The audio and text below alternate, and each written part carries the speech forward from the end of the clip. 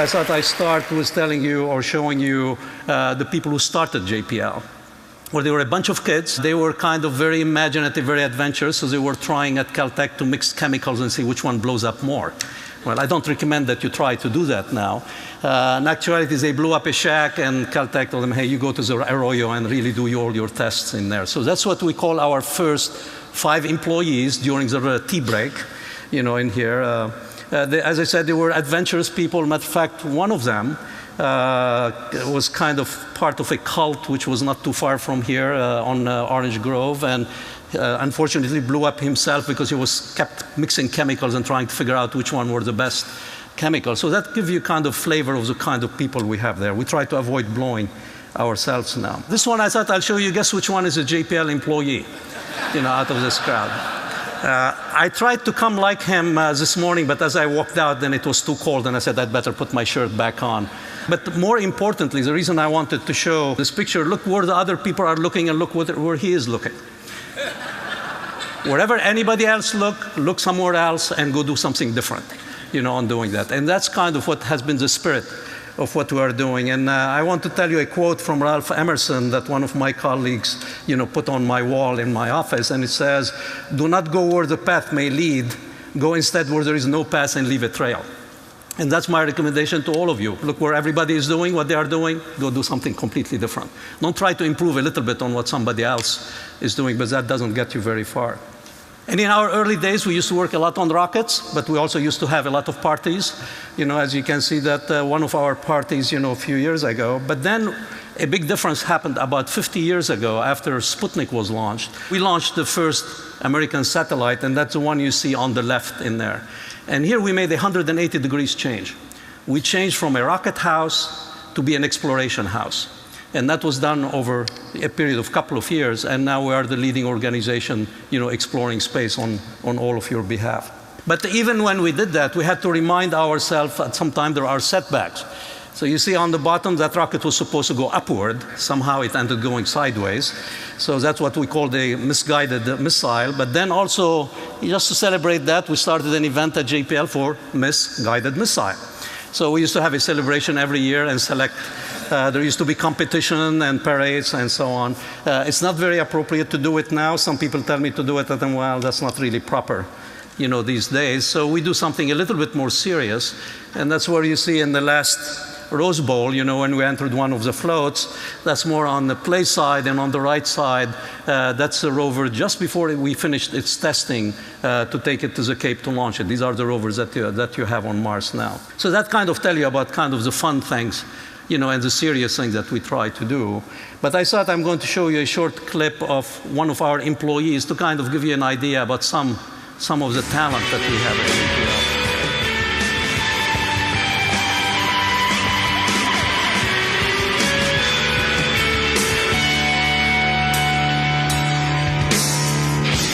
Aware of Safety is an instrumental rock band. It branches on more of the experimental side. There's the improvisational side of jazz. There's the heavy-hitting sound of rock.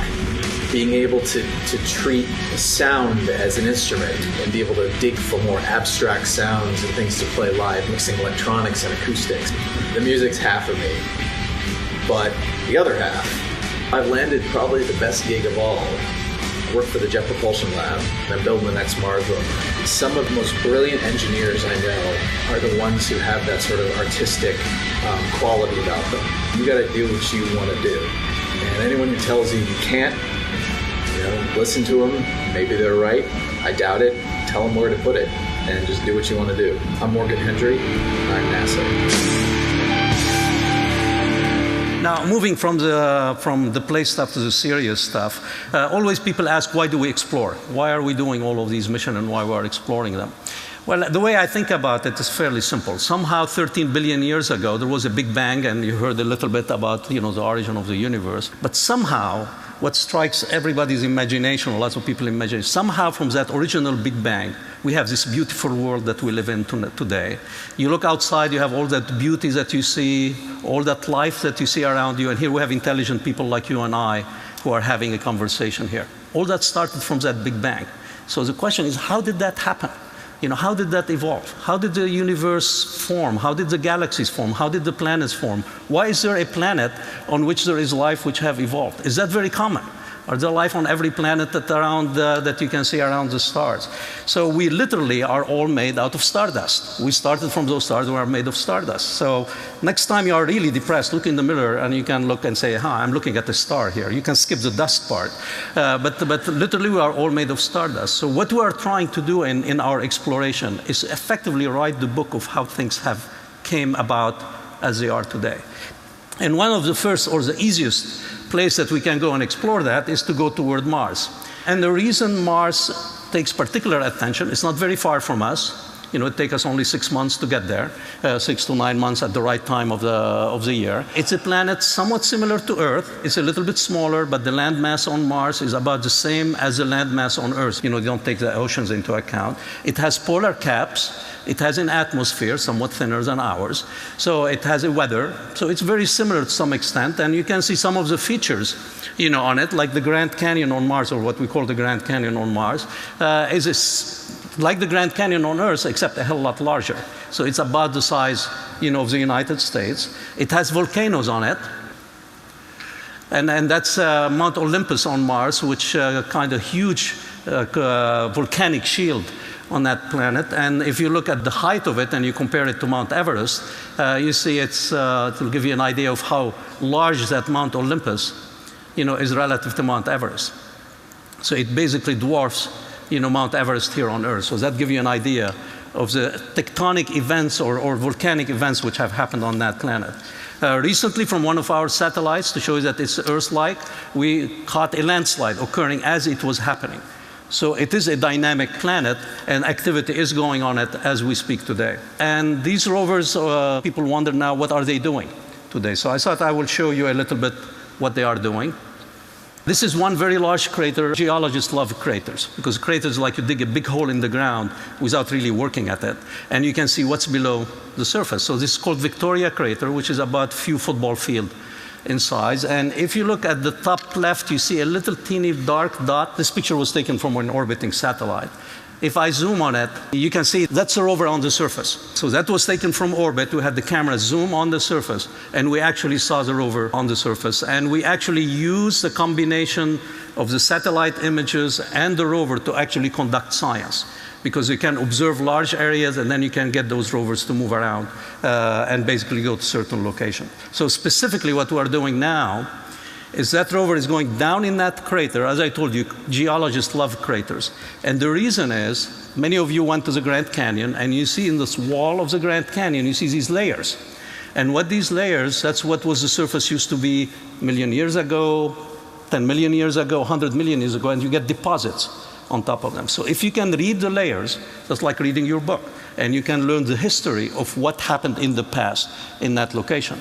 So what you are seeing here are the layers on the wall of that crater, and the rover is going down now, measuring, the properties and analyzing the rocks as it's going down, that canyon. Now, it's kind of a little bit of a challenge driving down a slope like this. If you were there, you wouldn't do it yourself. But we really made sure we tested those rovers before we got them down, and or that rover, and made sure that it's all working well.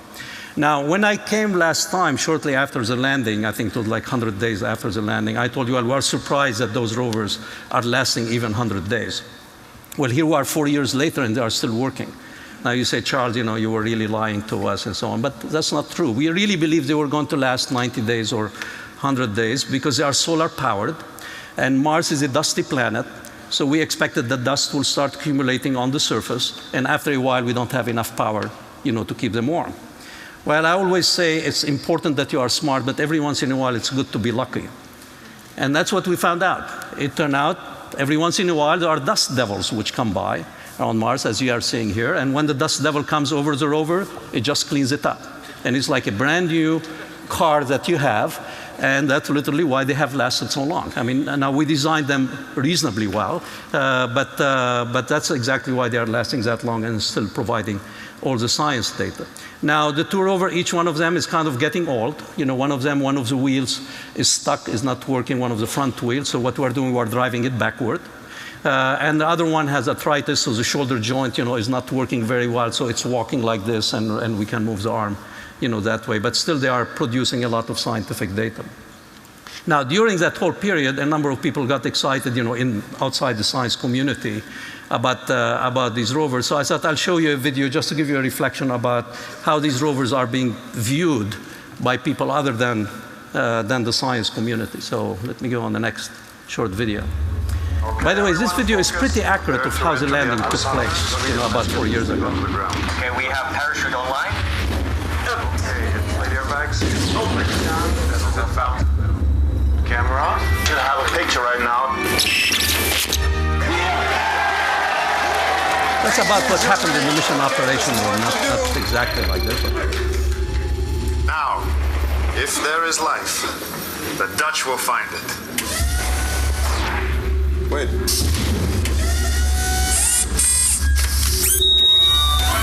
What is he doing? What is that?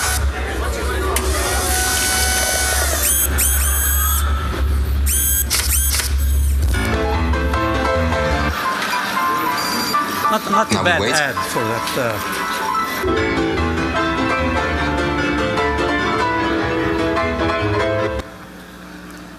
So anyway, let me continue on showing you a little bit about the beauty of that planet. As I said earlier, it looked very much like Earth.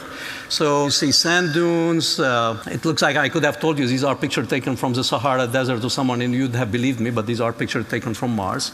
But one area which are particularly intriguing for us are the northern region of Mars, close to the North Pole, because we see ice caps, and we see the ice cap shrinking and expanding.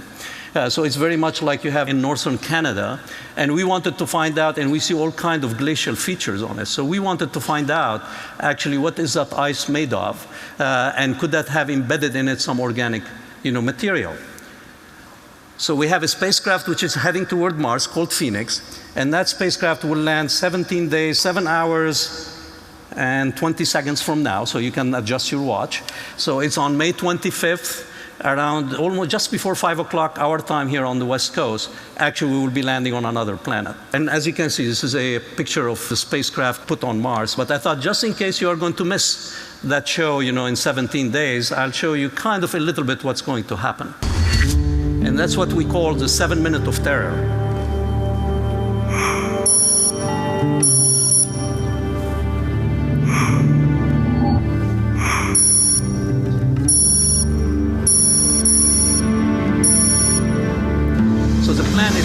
The soil and take samples that we put them in an oven and actually heat them and look what gases will come from it. So this was launched about 9 months ago.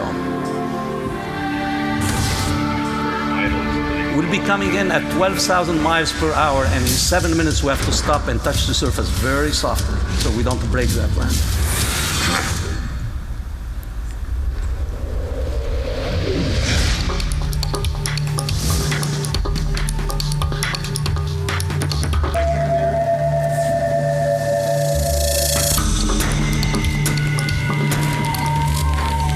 Phoenix is the first Mars-bound mission. It's the first mission that's going to try to land near the North Pole of Mars. And it's the first mission that's actually going to go try and reach out and touch water on the surface of another planet.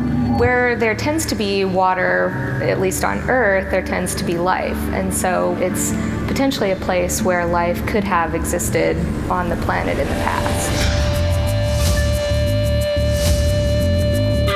The main purpose of EDL is to take a spacecraft that is traveling at 12,500 miles an hour and bring it to a screeching halt in a soft way in a very short amount of time. We enter the Martian atmosphere. We're 70 miles above the surface of Mars, and our lander is safely tucked inside what we call an aeroshell. Looks kind of like an ice cream cone, more or less. And on the front of it is this heat shield, this saucer-looking thing that has about a ½ inch of essentially what's cork on the front of it, which is our heat shield. Now, this is really special cork, and this cork is what's going to protect us from the violent atmospheric entry that we're about to experience. Friction really starts to build up on the spacecraft, and we use the friction when it is flying through the atmosphere to our advantage to slow us down. From this point, we're going to decelerate from 12,500 miles an hour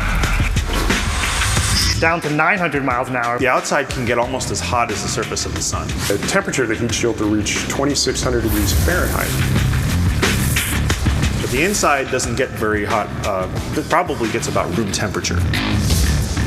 There is this window of opportunity within which we can deploy the parachute. If you fire the chute too early, the parachute itself could fail. The fabric and the stitching could just pull apart. And that would be bad. In the first 15 seconds after we deploy the parachute, we'll decelerate from 900 miles an hour to a relatively slow 250 miles an hour. We no longer need the heat shield to protect us from the force of atmospheric entry, so we jettison the heat shield, exposing for the first time our lander to the atmosphere of Mars. After the heat shield has been jettisoned and the legs are deployed, the next step is to have the radar system begin to detect how far Phoenix really is from the ground. We've lost 99% of our entry velocity, so we're 99% of the way to where we want to be.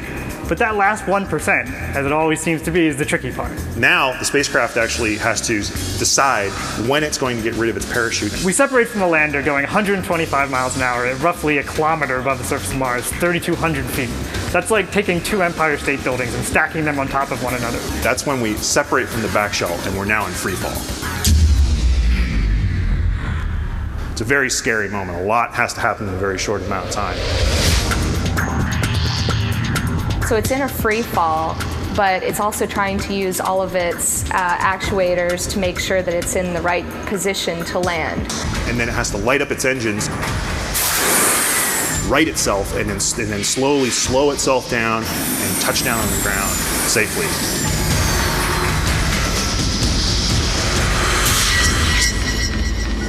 Earth and Mars are so far apart that it takes over 10 minutes for a signal from Mars to get to Earth. And EDL itself is all over in a matter of 7 minutes.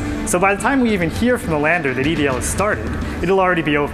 We have to build large amounts of autonomy into the spacecraft so that it can land itself safely. EDL is this immense technically challenging problem. It's about getting a spacecraft that's hurtling through deep space and using all this bag of tricks to somehow figure out how to get it down to the surface of Mars at 0 miles an hour. It's this immensely exciting and challenging problem.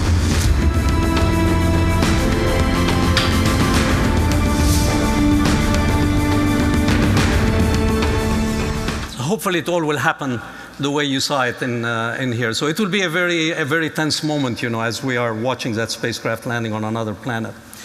So now let me talk about the next things that we are doing. So we are in the process, as we speak, of actually designing the next rover that we are going to be sending to Mars. So I thought I will go a little bit and tell you kind of the steps we go through. It's very similar to what you do when you design your product. As you saw a little bit earlier when we were doing the Phoenix one, we have to take into account the heat that we are going to be facing. So we have to study all kinds of different materials, the shapes that we want to do.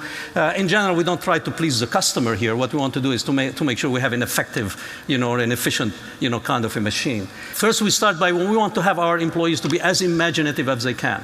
And we really love being close to the art center because we have, matter of fact, one of the alumni from the art center, Eric Nyquist, have put a series of displays, far-out displays, in our what we call mission design or spacecraft design room, just to get people to think wildly about things. We have a bunch of Legos, so as I said, this is a playground for adults, so they sit down and try to play with different shapes and different designs. Then we get a little bit more serious, so we have what we call our CAD cams and all the engineers who are involved or scientists who are involved who know about thermal properties, know about design, know about atmospheric interaction, parachutes, all of this thing, which they work in a team effort and actually design a spacecraft in a computer to some extent, so to see does that meet the requirement that we need. On the right, also, we have to take into account the environment of the planet where we are going. If you are going to Jupiter, you have a very high radiation environment. It's about the same radiation environment close by of Jupiter as inside a nuclear reactor. So just imagine you take your PC and throw it into a nuclear reactor and it still has to work. So these are kind of some of the little challenges, that we have, we have to face. If we are doing entry, we have to do tests of parachutes. You saw in the video parachute breaking, that will be a bad day, if that happens. So we have to test, because we are deploying these parachutes at supersonic speeds. We are coming at extremely high speed and we are deploying them to slow us down. So we have to do all kinds of tests to give you an idea about the size of that parachute relative to the people standing there. Next step, we go and actually build some kind of test models and actually test them, on, in the lab at JPL or in what we call our Mars yard. We kick them, we hit them, we drop them, just to make sure we understand where would they break. And then we back off from that point. And then we actually do the actual building and the flights. And this next rover that we're flying is about the size of a car. That big shield that you see outside, that's a heat shield which is going to protect it. And that will be basically built over the next year, and it will be launched June a year from now. Now, in that case, because it was a very big rover, we couldn't use airbags. I know many of you kind of last time after I told you said, wow, that was a cool things to have those airbags. Unfortunately, this rover is like 10 times the size of the, mass-wise of the other rover, or 3 times the mass. So we can't use airbags. So we had to come up with another ingenious idea of how do we land it. And we didn't want to take it propulsively all the way to the surface because we didn't want to contaminate the surface. We wanted the rover to immediately land on its legs. So we came up with this ingenious idea, which is used here on Earth from helicopters. Actually, the lander will come down to about 100 feet and hover above that surface for 100 feet, and then we have a sky crane, which will take that rover and land it down on the surface. Hopefully it all will work, it will work that way. And that rover will be more kind of like a chemist. What we are going to be doing with that rover as it drives around, it's going to go and analyze the chemical composition of rocks. So it will have an arm which will take samples, put them in an oven, analyze them, crush them, analyze them. But also if there is something that we cannot reach because it's too high on a cliff, we have a little laser system which will actually zap the rock, evaporate some of it, and actually analyze what's coming from that rock. So it's a little bit like Star Wars, but it's real. It's real stuff. And also to help the community so you can do ads on that rover, we are going to train that rover to actually, in addition to do this, to actually serve cocktails, also on Mars. So that's kind of give you an idea the kind of, fun things we are doing on Mars. I thought I'd go to the Lord of the Rings now and show you some of the things we have there. Now, the Lord of the Rings has 2 things play to it. One, it's very attractive. Planet. It just has the beauty of the rings and so on. But for scientists, also the rings have a special meaning because we believe they represent on a small scale how the solar system actually formed. The belief, some of the scientists believe that the way the solar system formed, that the sun, when it collapsed and actually created the sun, a lot of the dust around it created rings, and then the particles in those rings accumulated together and they formed bigger rocks, and then that's how the planets, were formed. So the idea is by watching Saturn, we're actually watching our solar system in real time being formed on a smaller scale. So it's like a test bed for it. So let me show you a little bit on what that Saturnian system looks like. First, I'm going to kind of fly you over the rings. By the way, all of this is real stuff. This is not animation or anything like this. This is actually taken from the satellite that we have in orbit around Saturn, that the Cassini. So, and you see the amount of detail that are in those rings, which are the particles. Some of them are agglomerating together to form larger particles. So that's where you have these gaps, is because a small satellite, is being formed in that location. Now, you think that those rings are very large objects. Yeah, they are very large in one dimension. In the other dimension, they are paper thin. Very, very thin. What you're seeing here is the shadow of the ring on Saturn itself. And that's one of the satellites which was actually formed on that one. So think about it as a paper-thin, huge area of many hundreds of thousands of miles, which is rotating. And you have a wide variety of kind of satellites which were formed, each one looking very different and very odd, and that keeps scientists busy for tens of years trying to explain this and telling NASA we need more money so we can explain what these things look like, or why they formed that way. Well, there were 2 satellites which were particularly interesting. One of them is called Enceladus. It's a satellite which was all made of ice, and we measured from orbit it made of ice, but there was something bizarre about it. If you look at these stripes in here, what we call tiger stripes, when we flew over them, all of a sudden we saw an increase in the temperature, which said that those stripes are warmer than the rest of the planet. So as we flew away from it, we looked back, and guess what? We saw geysers coming out. So this is a Yellowstone, of Saturn. We're seeing geysers of ice, which is coming out of that planet, which indicate that most likely there is an ocean, below the surface. And somehow, through some dynamic effect, we're having these geysers, which are being, emitted from it. And the reason I showed a little arrow there, I think that should say 30 miles. We decided a few months ago to actually fly the spacecraft through the plume of that geyser. So we can actually measure, what that geyser made of, or the material, what is made of. That was sporty also, because we were worried about the risk of it, but it worked pretty well. We flew at the top of it. And we found that there is a fair amount of organic material which is being emitted in combination with the ice. And over the next few years, as we are keep orbiting Saturn, we're planning to get closer and closer down to the surface and make more accurate measurements. Now, another satellite also attracted a lot of the attention, and that's Titan. And the reason Titan is particularly interesting, it's a satellite bigger than our moon, and it has an atmosphere. And that atmosphere is as dense as our own atmosphere. So if you were on Titan, you will feel the same pressures that you would feel in here. Except it's a lot colder, and that atmosphere is heavily made of methane. Now, methane gets people all excited because it's organic material. So immediately people start thinking, could have life evolved in that location when you have a lot of organic material. So people believe now that Titan is most likely what we call a prebiotic planet because it's so cold. Organic material did not get to the stage of become biological material, and therefore life could have evolved on it. So it could be Earth frozen of 3 billion years ago before life actually started on it. So that's getting a lot of interest, and to show you some example of what we did in there, we actually dropped a probe which was developed by our colleagues in Europe. We dropped a probe as we were orbiting Saturn. We dropped a probe in the atmosphere on Titan, and this is a picture of an area as we were coming down. Just looked like the coast of California for me. You see the rivers which are coming along the coast, and you see that white area which looks like Catalina Island, and that looks like an ocean.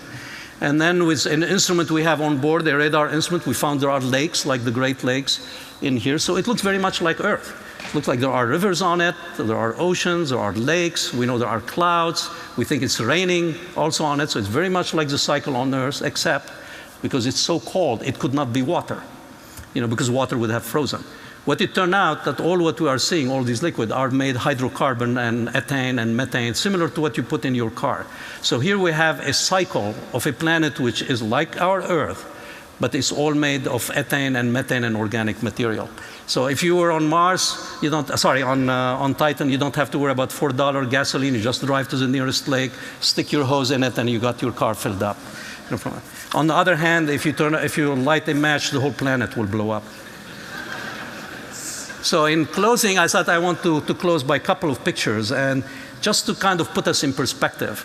This is a picture of Saturn taken with a spacecraft from behind Saturn looking towards the sun. The sun is behind Saturn, so we see what we call forward scattering. So it highlights all the rings. And I'm going to zoom.